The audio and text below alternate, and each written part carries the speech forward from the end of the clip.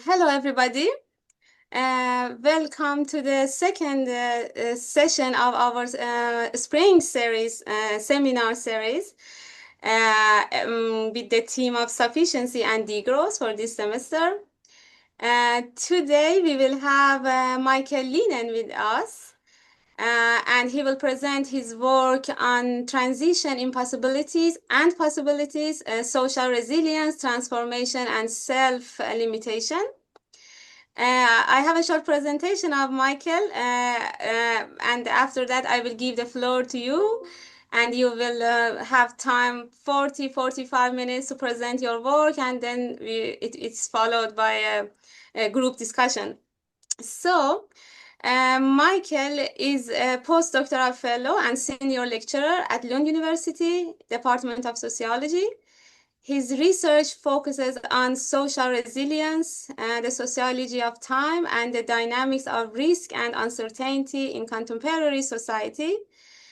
Currently, he leads a project preparing for degrowth, social resilience, transformation, and self-limitation, which he explores how individuals and communities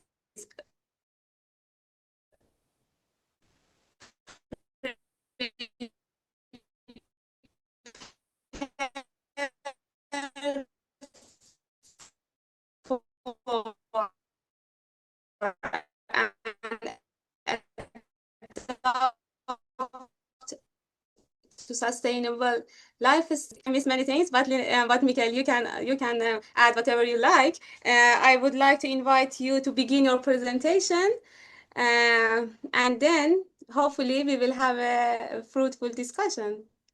Thank you, Linen. Please go ahead. Yes, thank you, Sarah. And it was not such a short introduction. I think it was quite extensive. And I will say some things about this postdoc project in the next few minutes. I just want to say thank you for inviting me. It's been a great honor and a great opportunity to actually think of what I have been doing during the last 3 years, because it's going so fast. So it was a time to reflect also on what I have been doing. So I will see if I can share my pictures here now.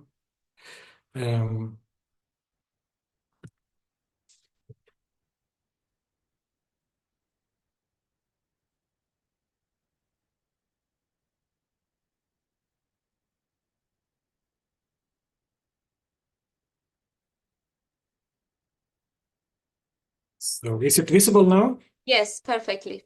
Great. Let's see, we're in the end of the whole stuff. Let's do it like this.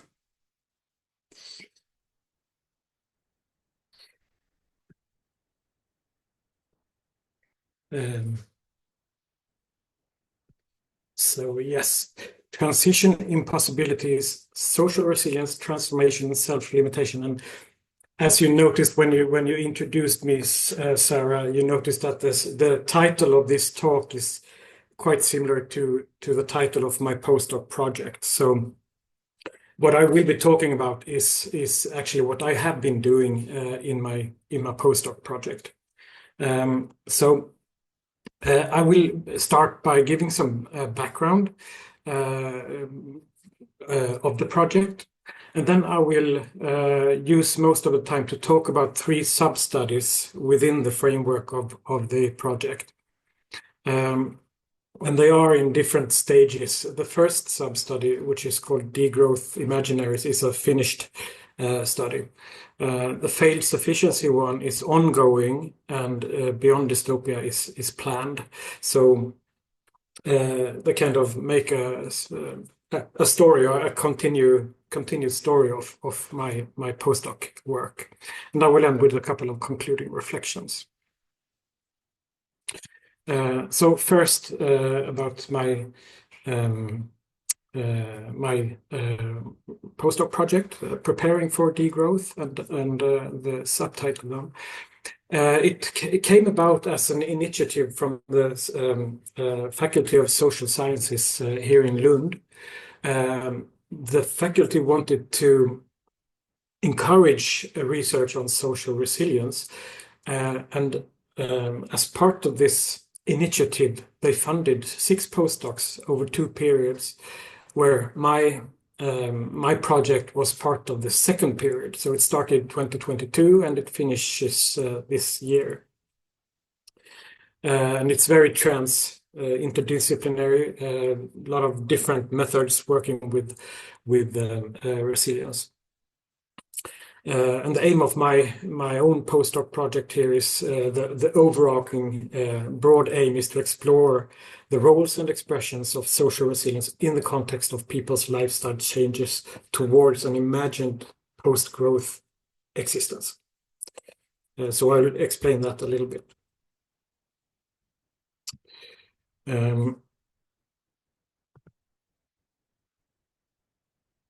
Yeah. So the background for my project, when I started to writing on the project application, I felt that the progression towards transitioning to a sustainable low carbon society was going very slow. And at the same time, we could see a kind of multidimensional crisis forming, which meant increasing costs for housing, for food, for energy, and some of these relating to the war in Ukraine and other crises, which were leading up to a generalized economic crisis that, as I thought, would further delay the sustainability transition. And by the same time that I was writing the application, IPCC published their 6th assessment report from the Working Group 2. And as far as I know, this is the first time that IPCC actually mentions degrowth as a possible strategy for decreasing GDP and coupled greenhouse gas emissions. And they kind of contrast eco-modernism and degrowth, and I found that quite fascinating and inspiring. So the more concrete aim of my postdoc project was that I wanted to explore social entities' transformative processes towards sustainable living, which mean that when this economic crisis was starting to form, I thought that what some people had been doing for some time in terms of reducing for sustainability, a lot of people was suddenly doing for other reasons, namely economic reasons. So turning down the heat and reducing other stuff in your everyday life was now done by lots of people, but for economic reasons. So this intertwinement between the economic reasons and the sustainability reasons fascinated me, and I wanted to explore that.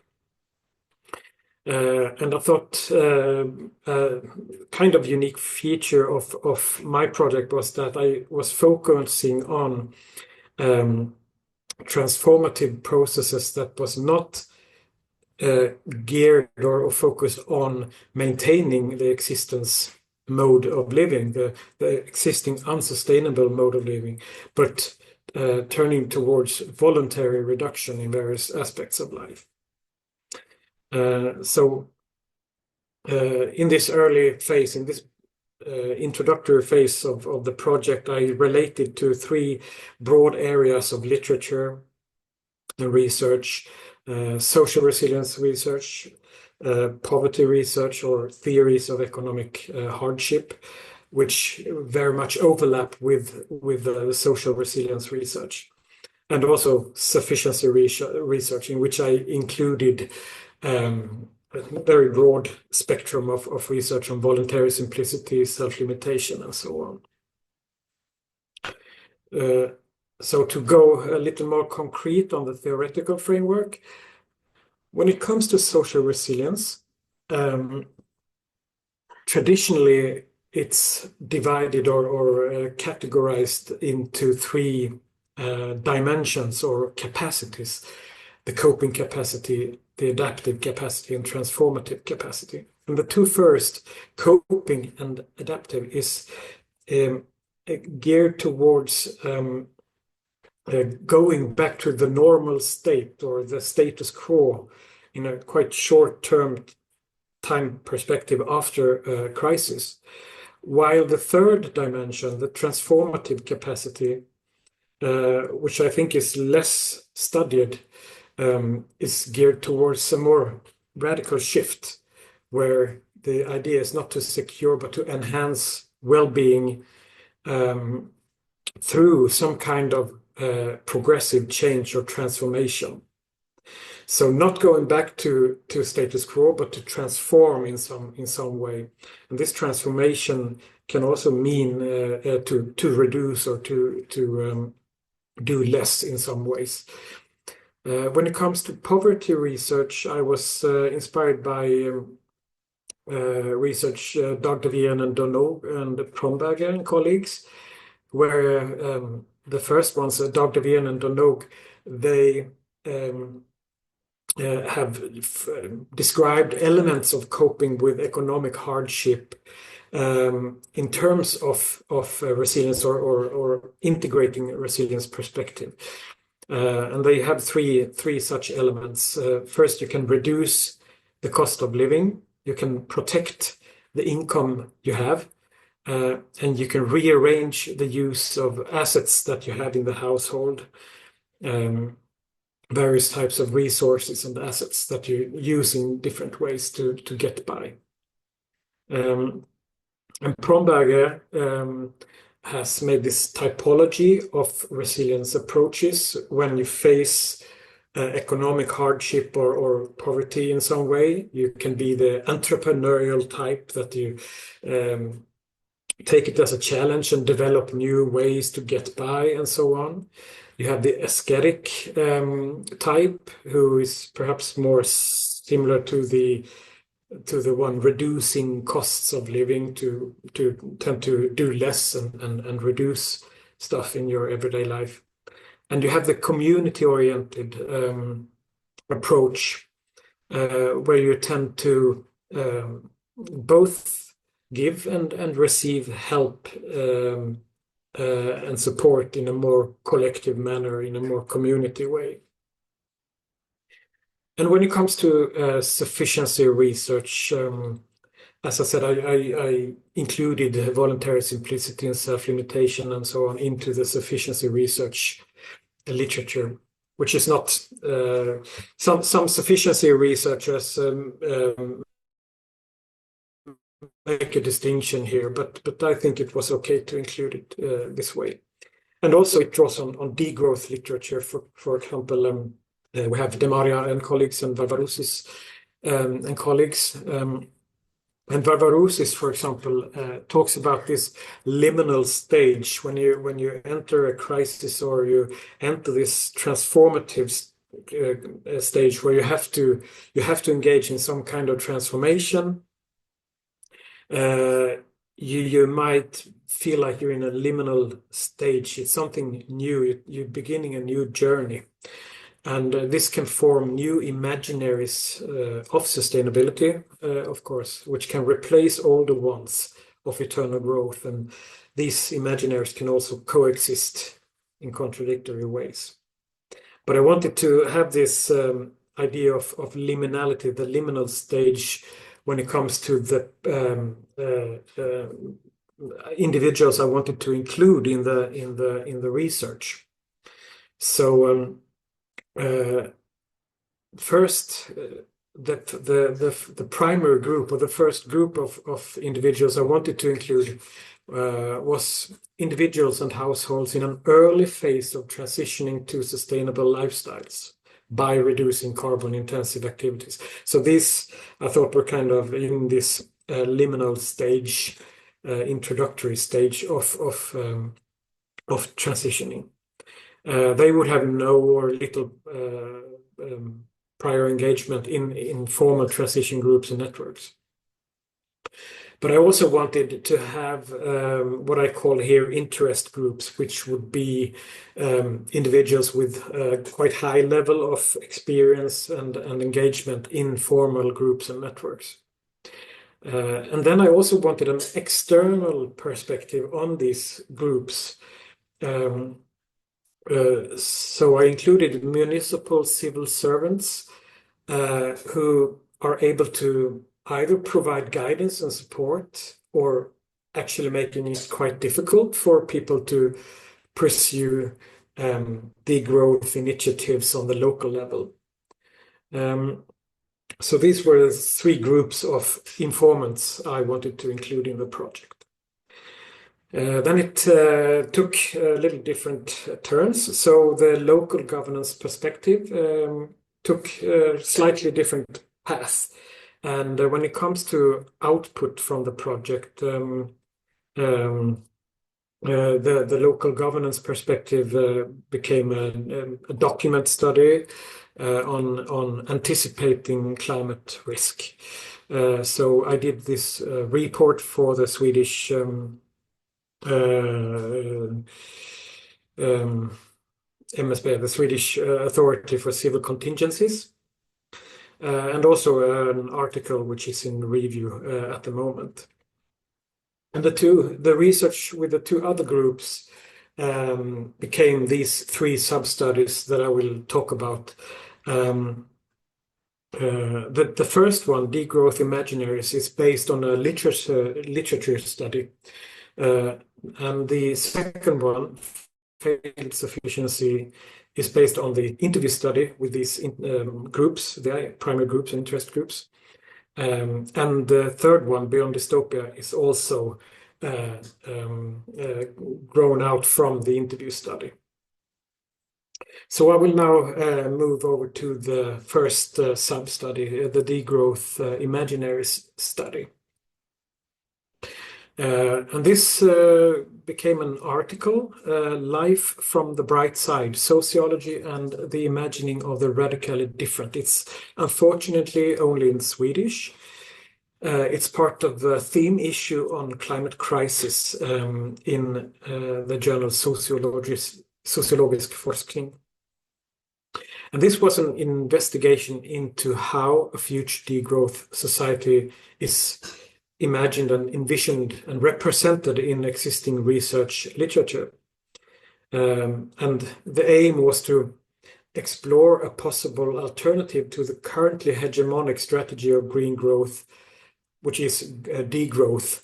And so I refer back to this 2022 publication by IPCC, which kind of contrasted green growth or eco-modernity and degrowth. So this was an inspiration to do this literature study. And the question I ask is simple. What would it be like to live in a society characterized by degrowth? And in the article, I drawing on this research literature and give examples of what life in a future degrowth society could look like. And these examples are then based on 4 overall societal areas and how they would affect these societal areas. So the areas or themes are lifestyle, infrastructure, governance and organization, and work and economy. And I think for this presentation, I will focus on the lifestyle theme or lifestyle area, because I think it's the most relevant to what we are talking about here. So some background to the sub-study and the article. We all know that environmental sociology has a long history of growth critique, not least the Club of Rome and the Limits to Growth study in the beginning of the 70s. And the basic message in this study is that our overexploitation of the Earth's resources will throw humanity into crisis, existential crisis, if we do not radically change our Western way of living. And also Riley Dunlap and William Catton, two environmental sociologists, they published a couple of papers by the end of the 70s, which became quite influential. And in these papers, they state that the world is finite, so there are potent physical and biological limits constraining economic growth, social progress, and other societal phenomena. And also, what we have to do is to consider this idea of a sustainable society or a steady state.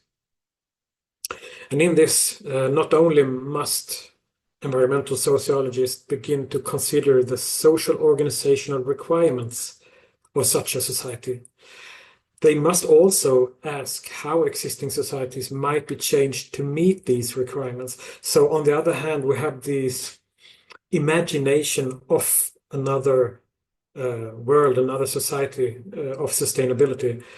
On the other side, the present society, and we have to ask what can we do at present to kind of transform society into this imagined society. So what I did was I identified a lot of scientific publications that described this future degrowth society in some way. And from these big pile of publications, both articles and book chapters, and so on, I selected 15 from a number of criteria, and one of the main criteria was that I wanted the descriptions to be explorative, to describe possible how it would possibly look like in terms of visions and imaginations and utopias and so on. So what I did exclude was descriptions that were more normative or described desired futures, but also more descriptive ones that described actually existing or ongoing initiatives, degrowth initiatives. And on this material, these 15 scientific publications, I conducted inductive coding and formation of categories. And then I related these categories to the four societal areas. So as I said, I will focus on the lifestyle theme. And what the literature said, well, the most the results that stood out most was that we need to change our values and attitudes, and as formulated by John Ury, we need to redefine what it means to be successful. And we need to develop this post-consumerist attitude as stated by Alexander and Gleason. We need to foster new aesthetic values and ideals, and think here of a society where, for example, commercial messages in the public space has been banned, or when new or very trendy clothes or material stuff has been something suspect, when the reuse of things are the most natural thing. We have to reevaluate work, where downshifting is to be the new normal. But we also have to revalue the ways we view our common resources in society, where sharing and recycling would be the absolutely basic. And this goes not only for material stuff, material utilities and so on, but also for spaces and buildings, how we live, how we share the spaces we inhabit. And there would also be a need for a care revolution, as noted by Schmelzer and colleagues and others before them, which means that we would need to highly upgrade and revalue unpaid care work. And for this to happen, we would have to achieve gender equality. So these were some of the most pertinent results from the lifestyle theme. But there are also some challenges with the degrowth imaginaries as such. And even if these imaginaries are presented as explorative, they typically are depicted as normative or desired. So what we have to do when we do this kind of research is to also explore the less appealing sides of degrowth futures. So we need to ask what is being represented as desirable or as a good life, and for whom is this desirable? Another challenge that I saw with this degrowth imaginaries is that, and it overlaps with the first one, they typically depict ideal societies free from social inequalities. It's like social inequalities has suddenly been eradicated in these future imaginaries. At the same time, they are often depicted as or described as realistically reachable. So what we need to do here is to also include the persistent inequalities and social power asymmetries that we experience today in these degrowth imaginaries, the future imaginaries. And the third challenge that I want to bring up is the high uncertainty regarding how actually the degrowth society would come into being, would come about. And in this matter, there is a number of scenarios recurring in the literature. And the first one, and the one that is most often connected to the degrowth literature, is the one where degrowth is coming to being as a planned and democratically decided scaling down of societal throughput of energy and material. And another such scenario would be degrowth as a chaotic and perhaps violent process, maybe like a societal collapse. And a perhaps less extreme version of this would be degrowth coming into being as a gradual descent into more or less permanent economic recession. And one such scenario that is not so much talked about is that of climate dictatorship, where a degrowth society would come about through a forced and non-democratic scaling down of material throughput in society. And the last one, which is, I guess, the one most similar to the reality that we live in today, is that of a slow revolution, which is driven by individual lifestyle changes and collective activism. And there is no doubt that all of these scenarios, whichever way it would happen, would be met by great resistance from those who are in more privileged positions in society, the ones who feel that they have much to lose on actually scaling down. So with that, I move over to the second sub-study, which is, as I said, ongoing work.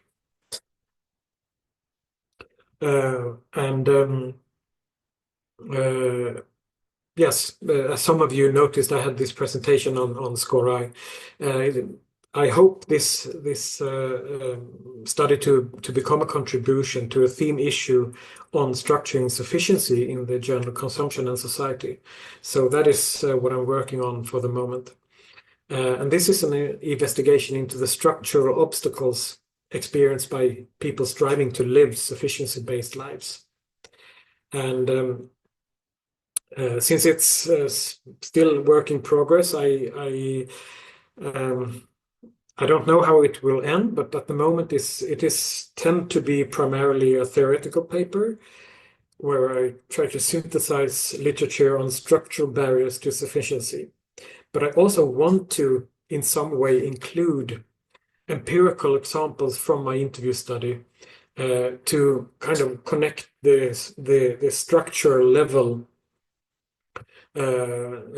with the structural barriers to micro level experience and the individuals' practices in their everyday lives to manage these structural barriers.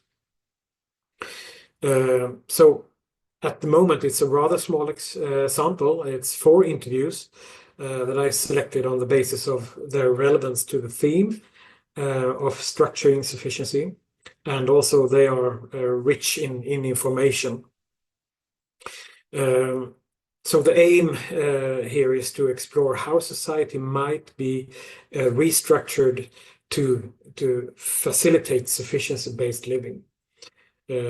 So I try to turn the perspective around and look at when sufficiency fail, how can we take that to improve society and structure it for sufficiency. So the first question I ask is, what structural obstacles are encountered while pursuing sufficiency?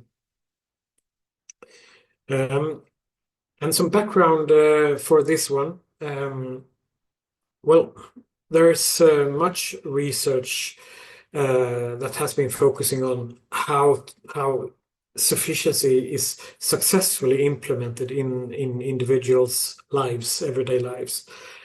So how can you lead a rich and fulfilling life while also scaling down your consumption to a sustainable level? So there has been some research on the floor of the consumption corridor. What are our basic needs to live, to have well-being and good lives? But also, which is increasing, research on the ceiling of the consumption corridor, asking how much is enough. And for example, these privileged groups and economic elites, the very rich people and high consuming people, what are their view on scaling down their consumption levels to a level that is actually within the limits of what's sustainable? So this is interesting research, I think. But my idea here is to that living by principles of sufficiency also is related to various difficulties. So, for example, there are problems arising from living by sufficiency, which means you can perhaps go against or break the norms of your own social circle or social environment, which may create social stigmas when you can't go with your friends and your on broad holidays and do the things that you are used to if you start this sufficiency journey. This has been very nicely explored by Magnus Boström and Åsa Kalme in some recent articles, I think.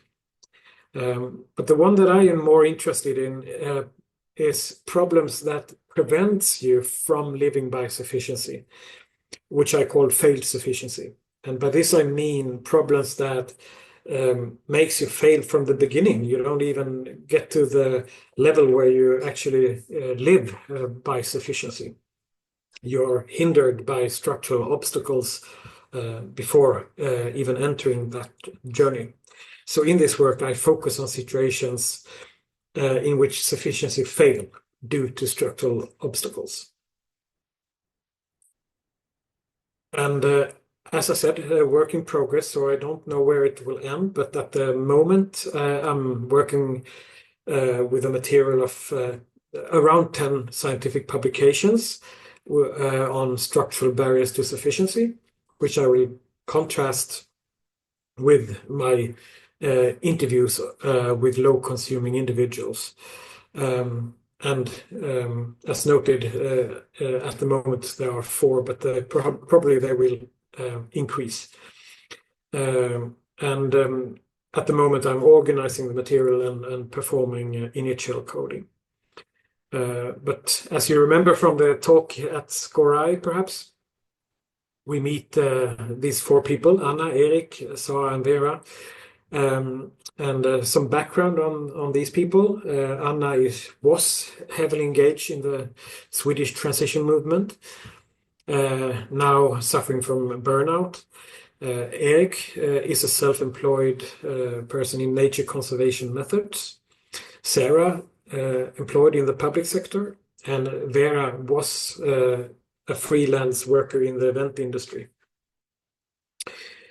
So what do they do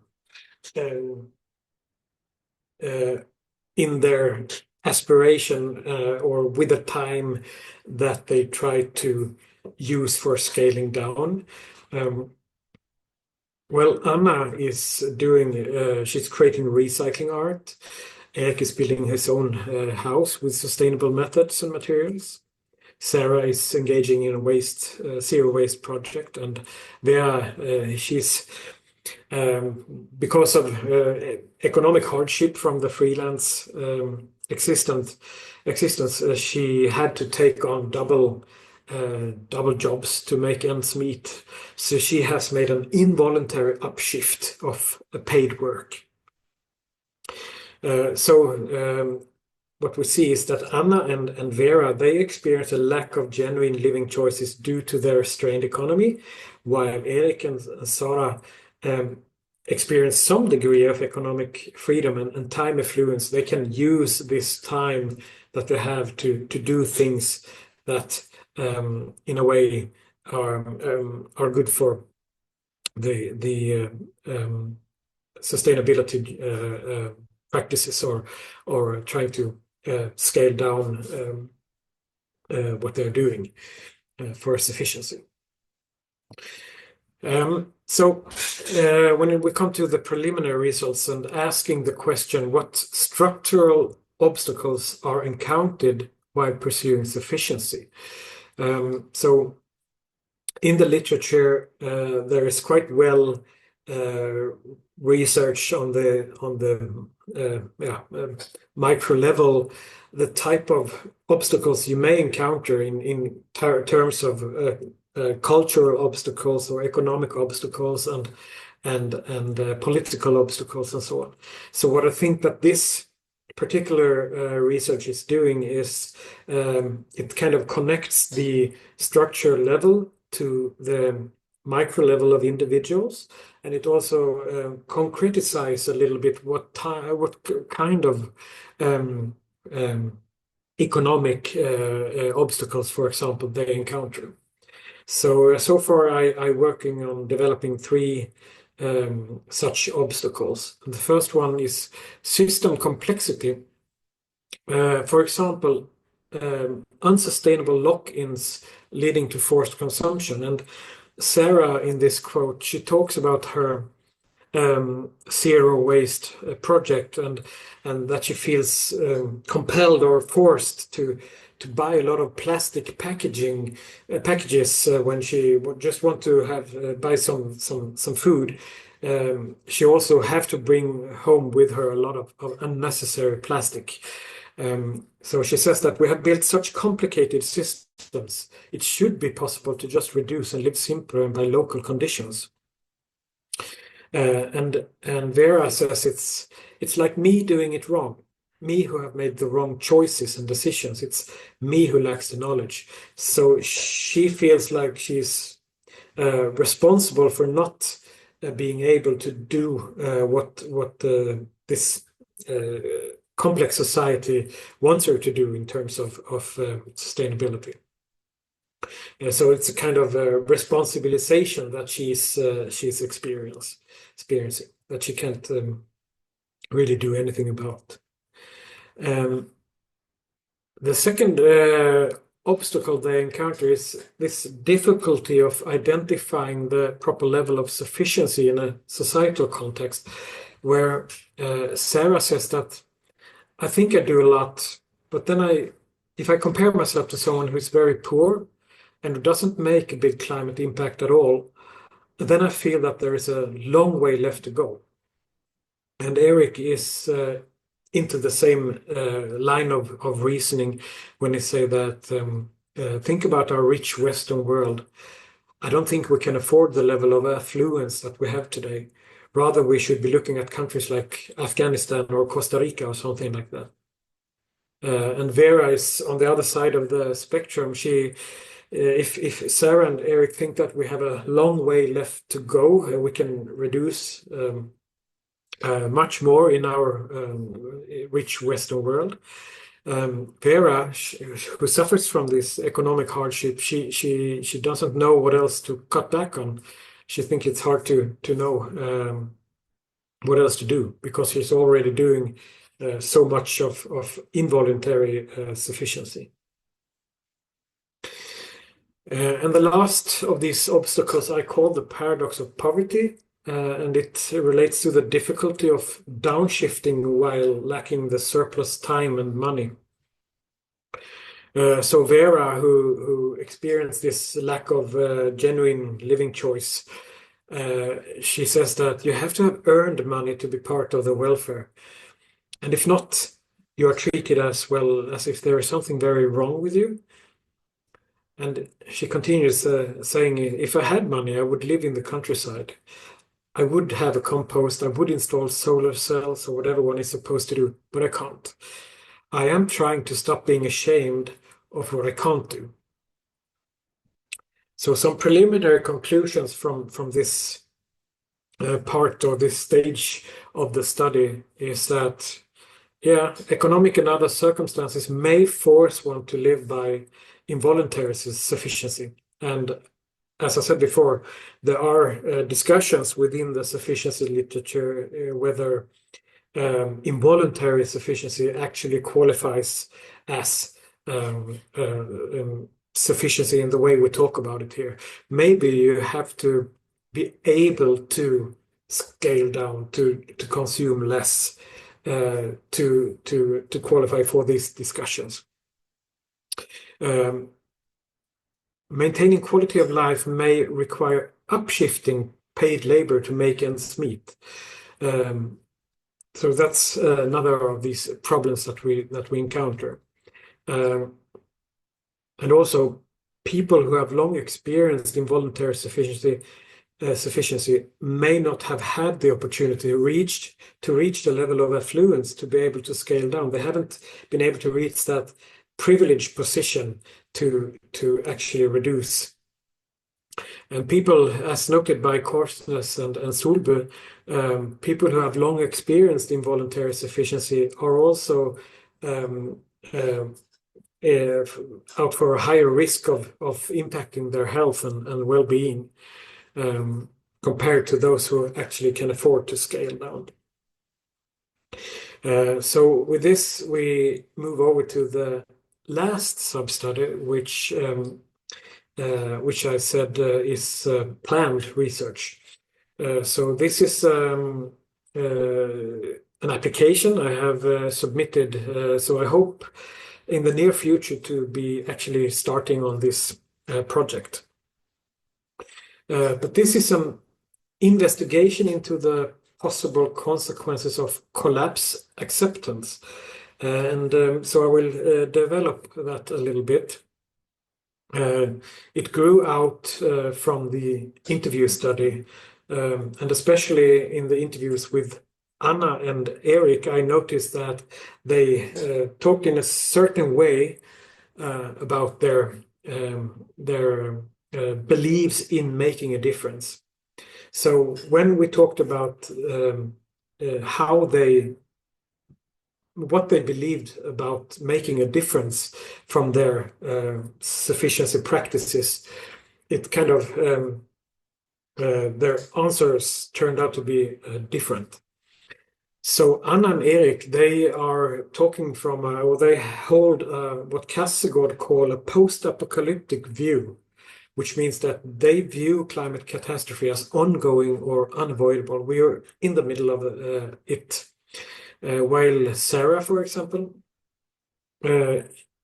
she views, she holds an apocalyptic view into with Kierkegaard's terms, which means that she believes that her individual actions, along with a lot of other individuals' actions, can still avert or curb climate change.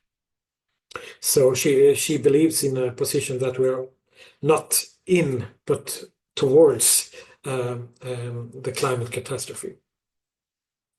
Vera, she has what Korsnäs and Solberg would call perhaps a non-agentic view, not believing that they actually can make a difference. Vera has no clear belief in this matter because she has to devote all her time and energy to care for her basic needs. So this post-apocalyptic view can be seen, for example, in this quote by Eric, when he says that recently I had this mental tipping point. I went from thinking, well, it is possible to create a sustainable society. We just have to reduce and redistribute. To thinking, no, actually, it seems likely that it is too late. It won't happen. People just don't want to do it. And Anna has also kind of, it's a depressing view in a way. She says that, no, I have no hope. And I have thought, like, couldn't we all just be friends before it all disappears? Could we just be friends, we who live in this neighborhood at least? So they have this conviction that it is too late for averting the climate catastrophe. We're in the middle of it. It's ongoing. And Kierkegaard says that we are seeing the growth of this post-apocalyptic environmentalism. Post-apocalyptic in the sense that it takes its point of departure in catastrophes that are either already here or perceived to be inevitable. So the question or the issue I want to explore in this project is how may this growing post-apocalyptic worldview affect the climate transition movement? Because with this increasing view or this increasing conviction, there are various ways to respond or various approaches to manage this conviction or this idea. You can have a more radicalized or in a certain way transformed activism, perhaps building on hope in some way. But you can also see increased resignation, collapse, acceptance, and reconciliation, building on feelings of grief and loss of what we once had, but now it's disappearing. And another response to this is total ignorance, just don't care. And on the the most extreme spectrum of this, perhaps we see what some would call egoistic hedonism, to make the most of the little time that is left, have fun while it lasts, or I want to have fun while it lasts at least. So very egoistic, individualistic view and short-term view. So this conviction or this belief in that we are in the catastrophe and that we have to accept it is supported by a growing genre of literature that aims to help us to navigate through the catastrophe. And a leading figure in this wave of literature is Jim Bendel. He published a paper that became quite well known, which then transformed into this book, Deep Adaptation.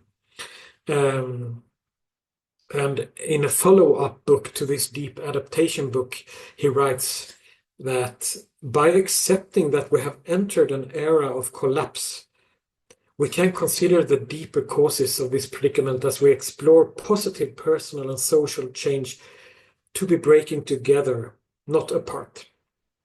So we accept this ongoing catastrophe and we do the best we can to navigate through it, and we do it in a collective way, not alone. That's a basic message. And this is supported by also a growing number of online social forums and educational forums, courses, and so on. For example, we have the online course Accepting Collapse, which says on their webpage, we are offering a space for people to gather and learn, to grieve and plan, and to speak our truths together. So come together and kind of work on this in a therapeutic way collectively. So when it comes to socio-ecological transition and climate activism, I think it becomes interesting to ask these questions. Are we seeing an increased collapse acceptance and declining collective engagement in favor of inner-directed self-development and collapse affirming communities as these social forums and educational forums? And will this slow revolution that we are experiencing at this moment, will this continue unaffected by this development? Will this post-apocalyptic idea, this collapse acceptance, be a marginal phenomenon, or will it grow? And will this lead to change or new or perhaps more radical forms of engagement within climate activism, for example? So with this, I go over to the concluding reflections. And I see that the studies that I have, the sub-studies of my postdoc project, the finished ones and the ongoing and the planned, they are all in line with and in some ways emphasize what have been stated previously. And as I said before, I think what they actually do is to make this connection between the structural level and the micro level and individual practices. But some things are totally in line with previous research. For example, that a degrowth society would require far-reaching change in many areas. We need to change our values and attitudes, reevaluate work and care, what we consider to be the good life. But we have no clear idea how to make this a reality within the present growth-centered frameworks. We see that individuals' aspirations to live sufficiency-based lives are obstructed by systemic barriers. You must have reached a privileged position to be able to scale down. And sufficiency may fail due to unsustainable lock-ins and when you encounter situations where you need to you have forced consumptions, and we see a growing conviction of inevitable collapse, which is probably threatening climate engagement. So there's growing gap between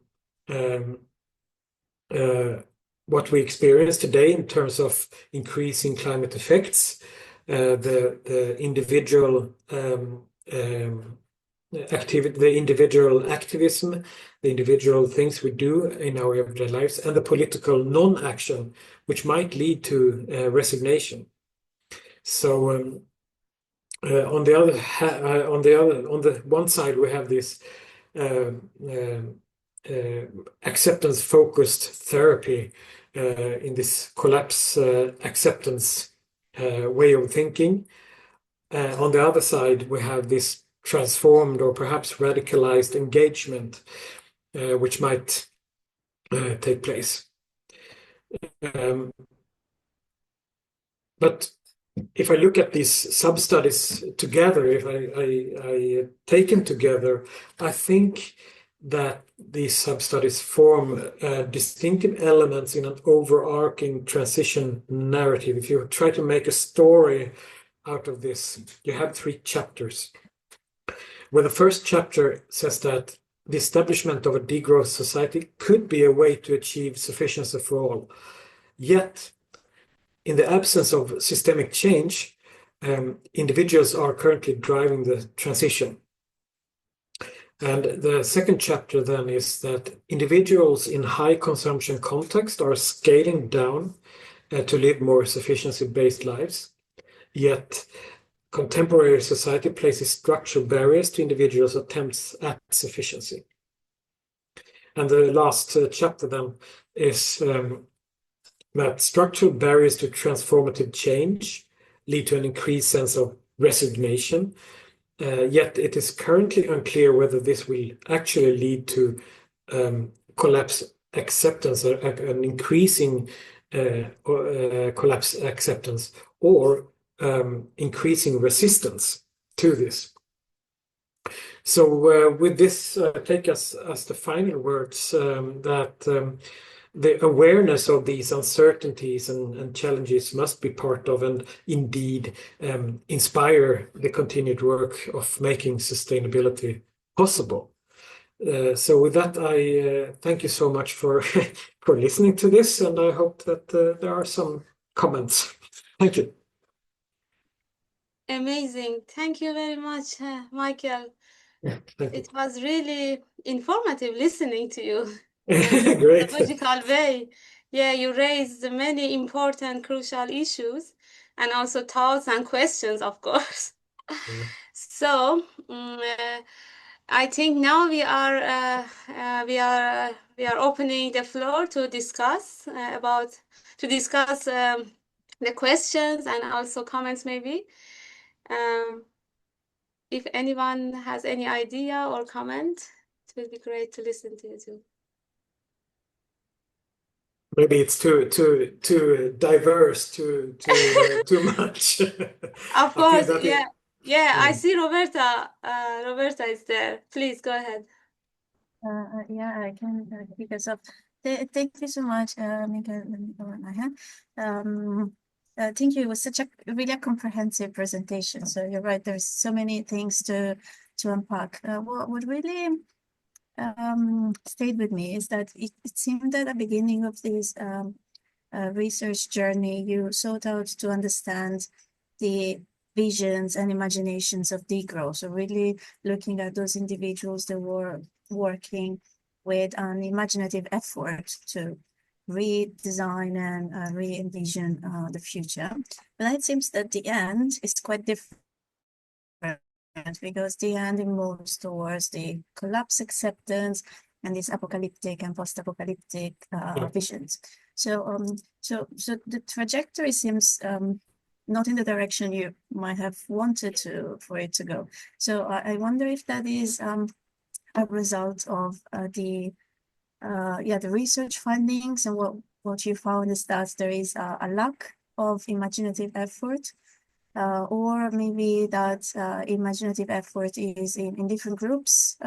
Because at the beginning you mentioned you were working with some interest groups and then local governance. So are there groups that maybe are more active with imaginative efforts, or collapse acceptance is the predominant narrative that we're seeing at this stage? Yeah, no, to begin with, you're totally right.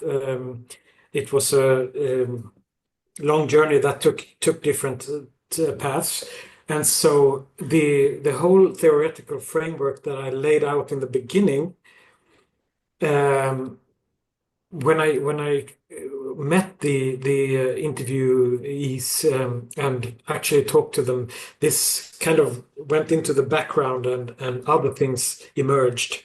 So the framework and the poverty research connected to social resilience research and so on, it stayed in the background and it's been important, but it hasn't yet been. I haven't yet used it in the way that I thought I would, and I could have been more clear about that. I did not talk explicitly to the interviewees about degrowth. It was more like a concept for me. I wanted to explore, as I said, the intertwinement that was actually happening by 2022, somewhere there, where everybody was doing reducing practices or scaling down, not primarily because of sustainability reasons, but for economic reasons. So I wanted to see that dynamics between their sustainability reasons and economic reasons.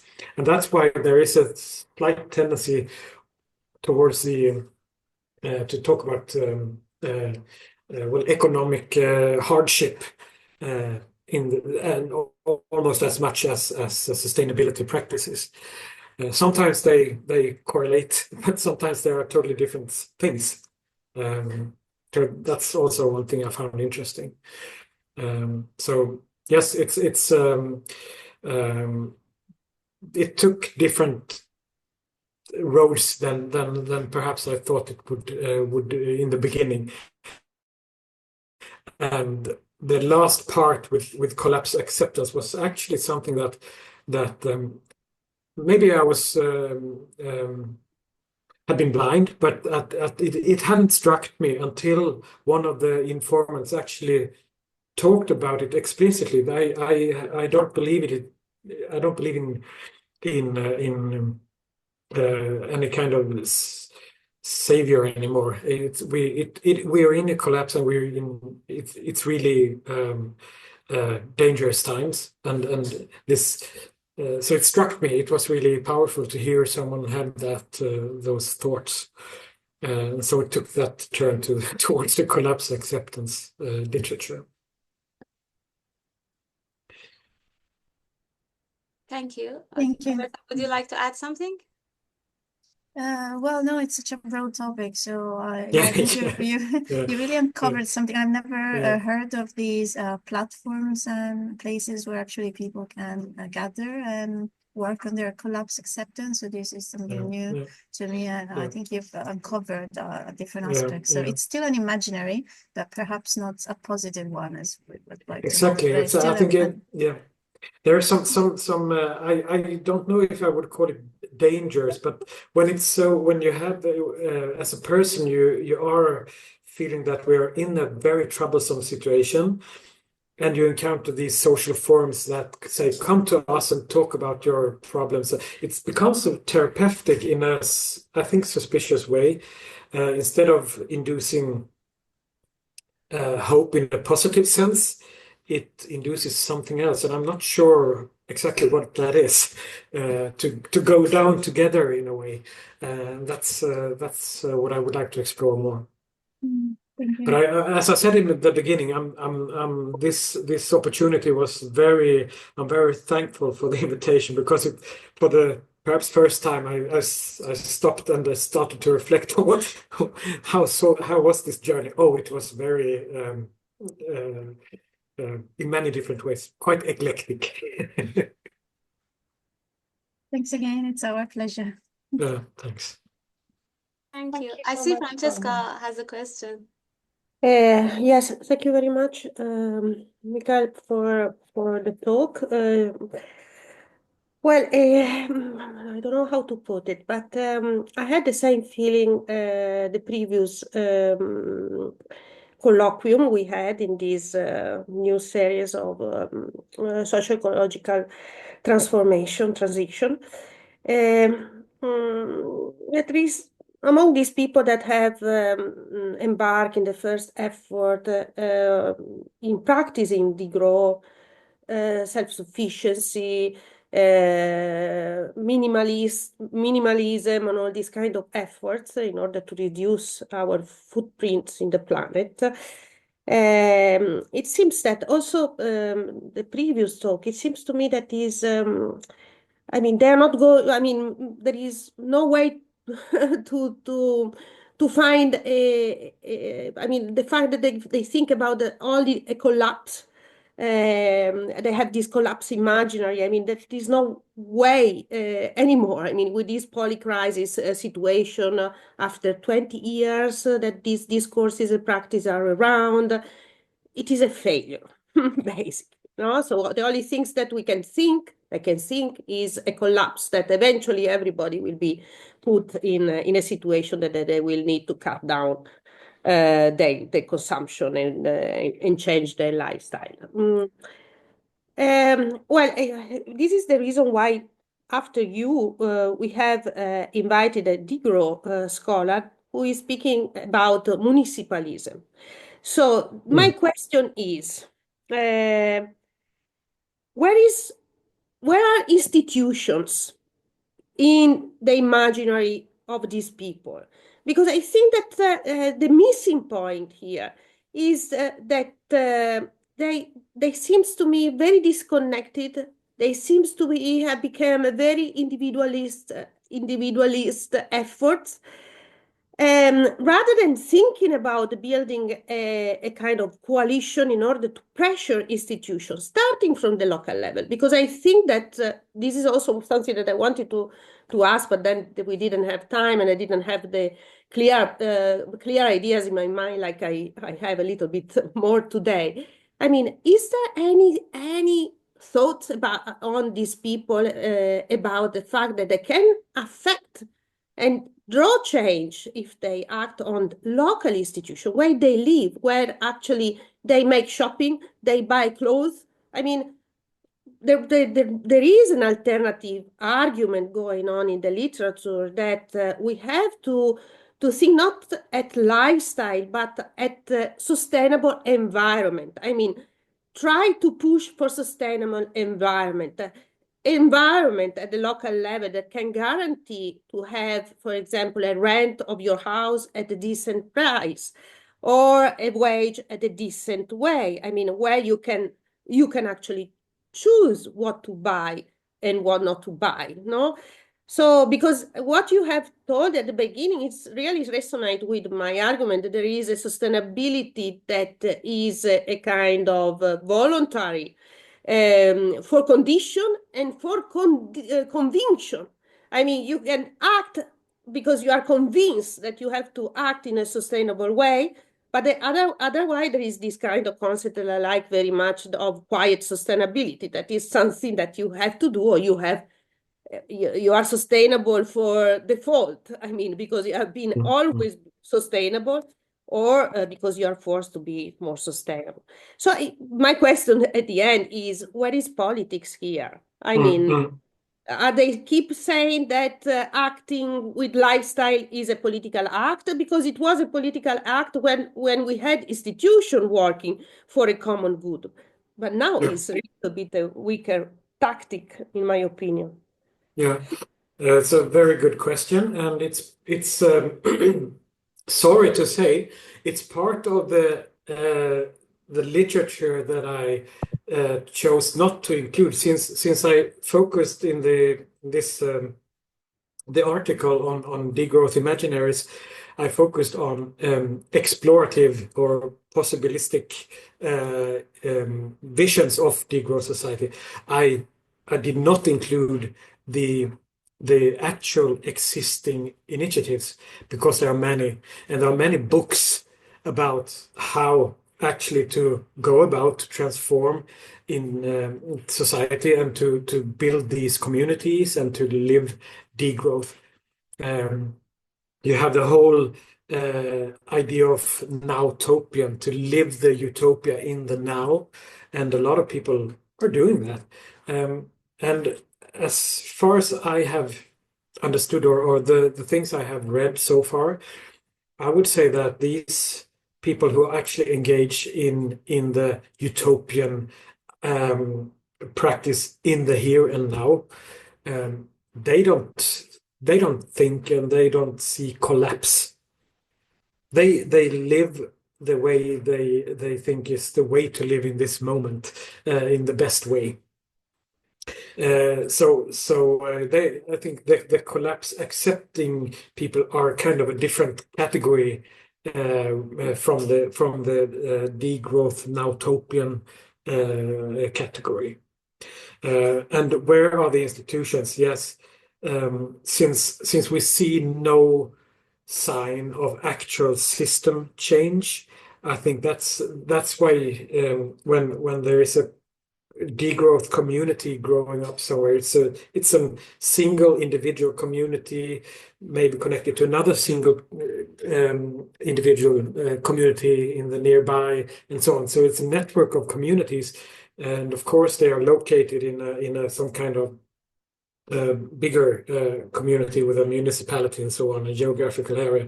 But I don't see it's a question just like you. How do they actually affect each other? How is the local community affected by having nowtopian community living right in it? In at least in the Swedish political context, there is at the moment no whatsoever political initiative to talk about degrowth. Is not even in the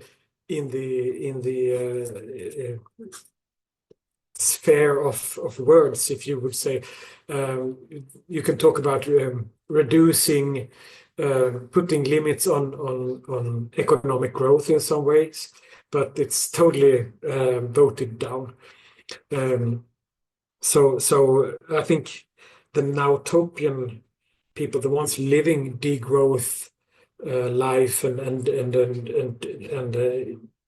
exploring degrowth initiatives, have kind of giving up on institutions, political institutions, and just do. That's my speculation. Yes, but probably that's the problem.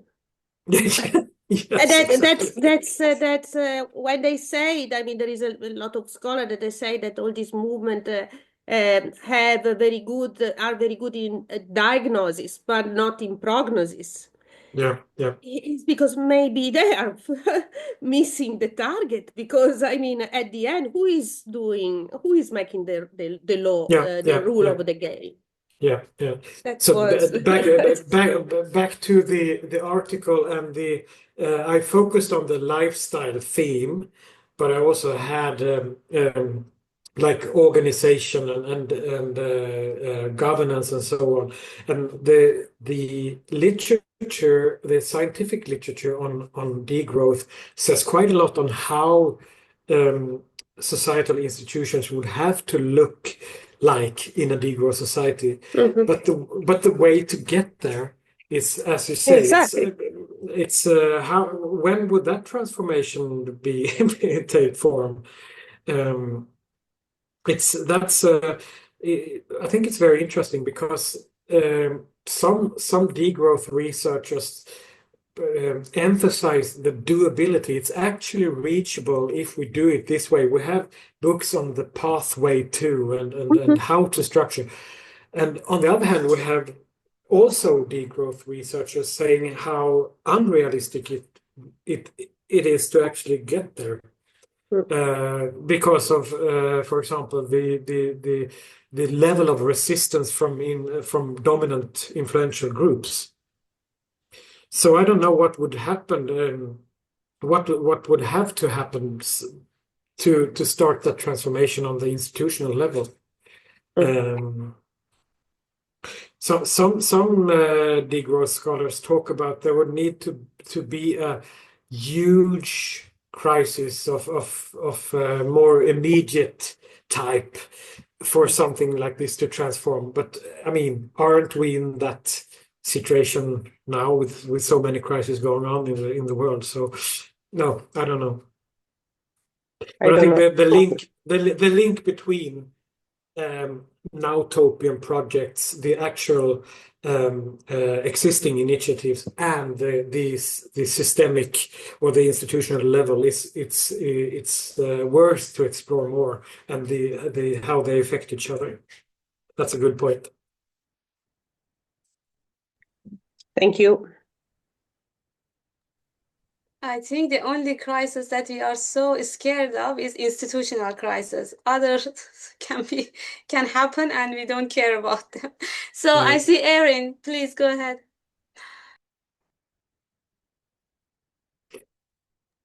Sorry, unmuted myself there. Sorry. I'm new here. I've just received the link to this presentation today. So thank you so much for the wonderful presentation. There's so much to unpack. There's so many things that you've mentioned that relates very closely to my own research, and I can see the particularly when it comes to the relationship between each of your current papers and works in progress and planned research. It makes a completely logical narrative for me of where it's going. So yeah, it's really insightful. I just have a couple of questions in terms of theory, because in my own work I use relational theories like new materialism, actor network, practice theory, and nexus thinking is something that's being used a lot more now as well when it comes to the wicked problems posed by sustainability. So in terms of these, they kind of from what you were discussing, they would bring in that politics, that structural aspect of things. Was this something that you looked into as well? In terms of new materialism and active network theory, you mean? Yeah, in terms of like relational theories in general, because I use that as an umbrella term for all these. Yeah. No, my starting point was that these things, and if I think of sustainable consumption as a very broad research area that we're dealing with, it has been so deeply explored by the practice theory. I think with a lot of famous scholars within practice theory. So I thought that is not going to be my way. So that's I kind of stayed away from that, and I don't know. I've never actually got into new materialism. I was a little bit interested in active network theory, but mostly because I'm in the deepest bottom, I love ethnomethodology, and I so much see that the connection between ANT and ethnomethodology, but some say they're completely different things. So I don't know if it's to study the failure of something, to try to focus on the elements upholding, for example, a social structure. The ethnomethodological input in my work is it's absolutely this focus on failure and how to identify the elements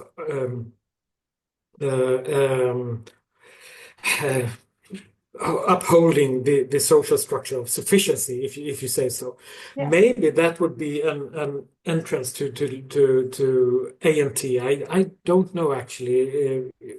I would say you can use it in terms of as a framing for analysis of interview data, definitely in terms of my own experience. But it's what suits what suits you and what makes most sense to you. That's important, isn't it? Yeah. So it doesn't. But that's aside. I just wanted to ask another question, if that's okay, and be cheeky. And it's in terms of the concept of care, and I see it as a related concept of friction as well. So doing the things that you care about doesn't necessarily mean it's the easiest route. No. So it necessarily entails some form of friction. Was this something that came up in your interviews? The friction thing in care practices. Yeah, in terms of I like, would, yeah. yeah, something is difficult, but it makes us feel good. Or, that's a friction. Yeah, that's a really good question. I can't think of any example right now, but if I would go back and look at my transcripts, maybe it would actually be something there. It's a very interesting question.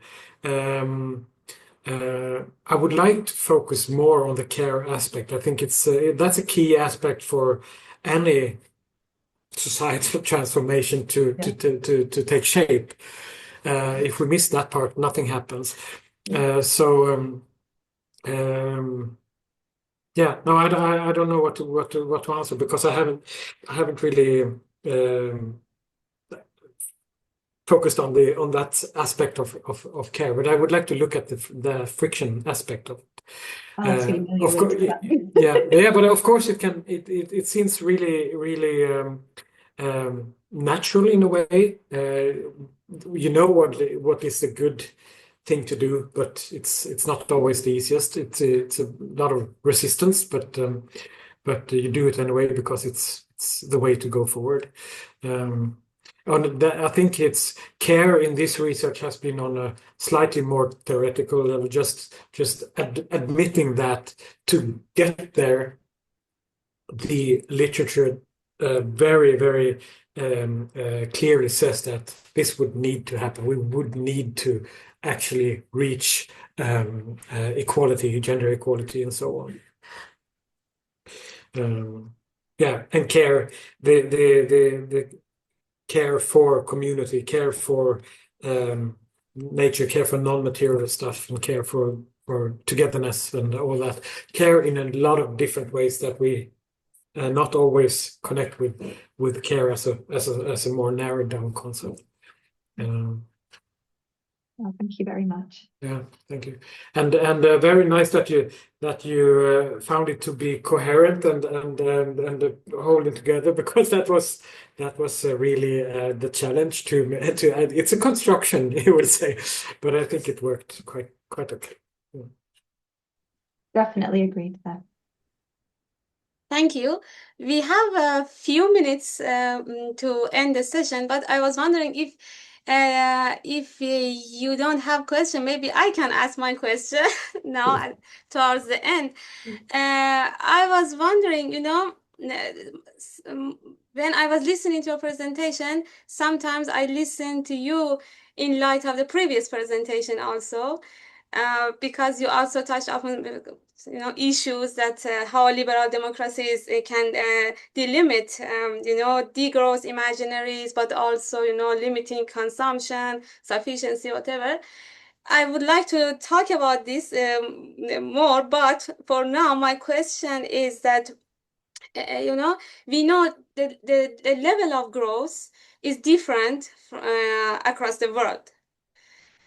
But most of the time we talk about degrowth in the global north.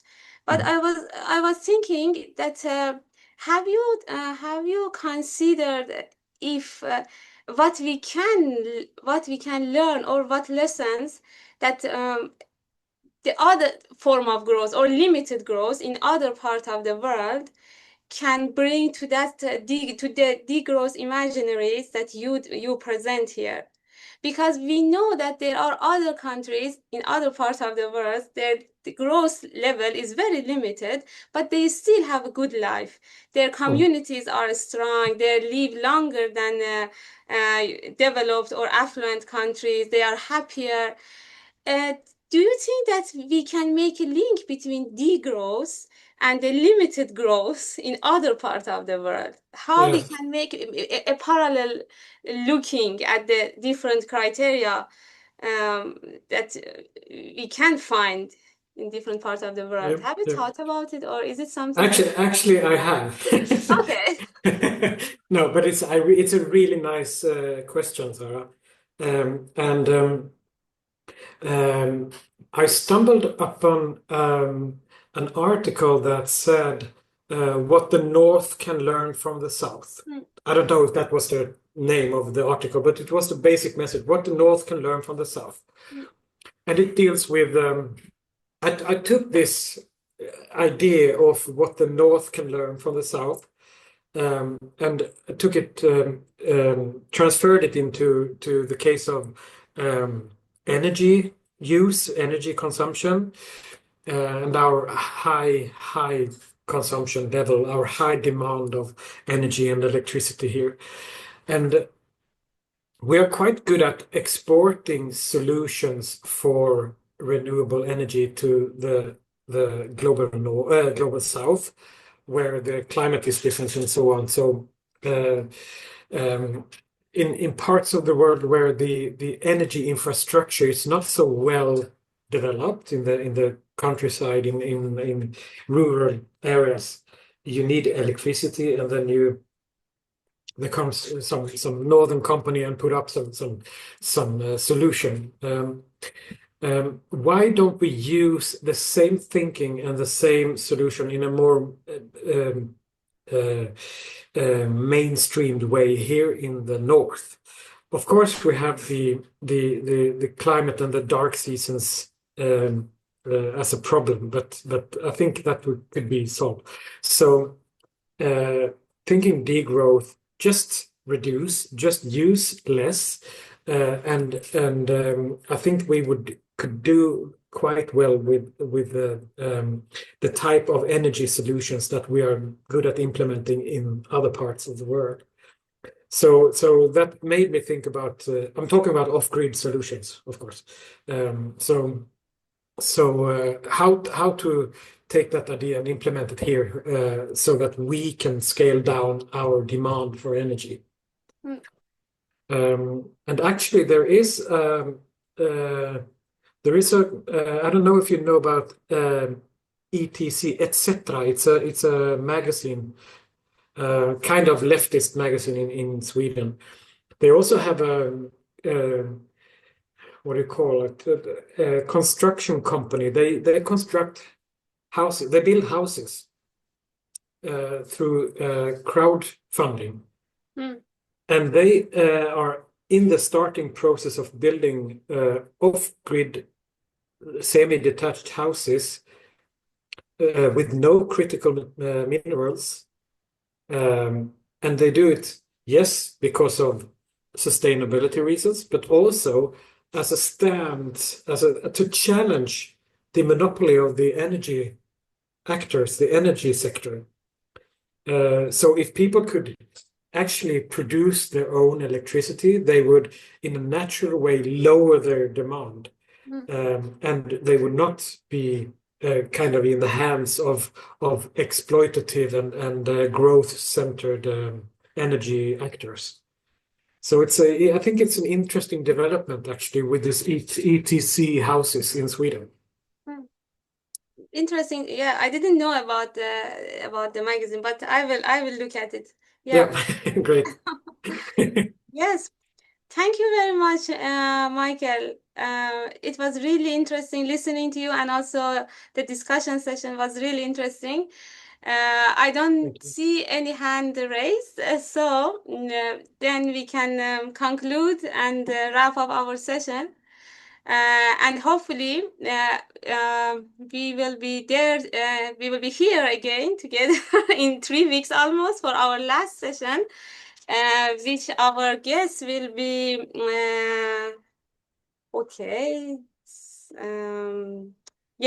Federico Savini, Degrowth, Urbanization and Spatial Planning, a new field for radical action.